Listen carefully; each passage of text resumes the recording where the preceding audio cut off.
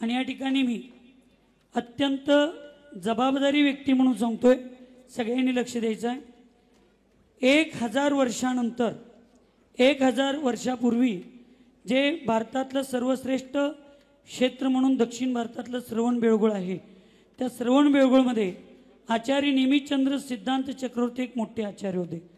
त्यांनी तिथले सेनापती असणाऱ्या चामुंडरायांना त्यांच्या तत्वाची एकनिष्ठता आणि त्यांच्या कर्तृत्वाला पाहून त्या आचार्यांनी त्यांना एक उपाधी दिली।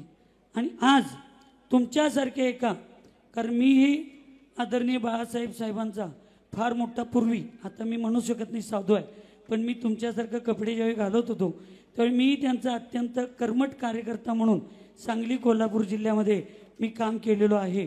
आणि त्यामुळं त्यांच्या कुशीत तुम्ही तयार झाला म्हणून आज आमच्या जैन समाजाला आणि आमच्या संस्थेला सर्व साधूंच्या वतीनं आपणास एक उपाधी द्यावीशी वाटली आणि ती मी आज या ठिकाणी वाचतोय।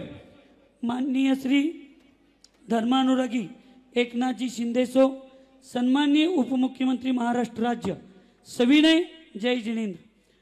संपूर्ण विश्वामध्ये भारतीय संस्कृती अत्यंत प्राचीन संस्कृती आहे, कारण या संस्कृतीमध्ये अनेक आध्यात्मिक, सामाजिक, राजकीय अशा महापुरुषांचा जन्म झाला आहे।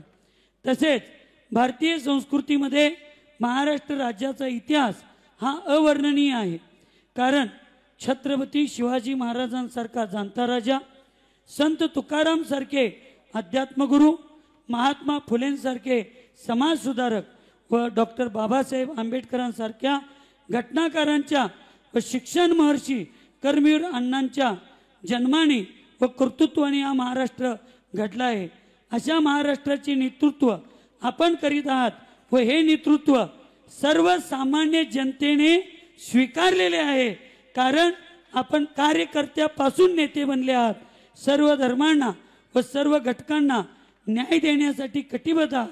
आपण सर्व गुण संपन्न आहात व हे सर्व गुण एका व्यक्तीमध्ये असणे अत्यंत विलक्षण आहे। म्हणून संपूर्ण जैन समाज व विद्या सन्मतीदास सेवा संस्था कोल्हापूर यांच्या वतीने महाराजांच्या आशीर्वादाने व सानिध्यामध्ये आपणास गुणरत्न भूषण या पदवीने आम्ही सन्मानित करीत आहोत। गुणरत्न भूषण या पदवीने सन्मानित करीत आहोत। आदरणीय धैर्यशील दादा, आदरणीय चेअरमन साहेब, आमदार साहेब, आदरणीय पालकमंत्री साहेब, अशोक माने साहेब, चंद्रजीत नरके साहेब या सर्वांनीच या आपल्या कोल्हापूरच्या वतीनं साहेबांना हा सन्मान द्यावा अशी मी या ठिकाणी भावना करतो। कि अनुमोदना अनुमोदना अनुमोदन बारंबार अनुमोदना अनुमोदना अनुमोदना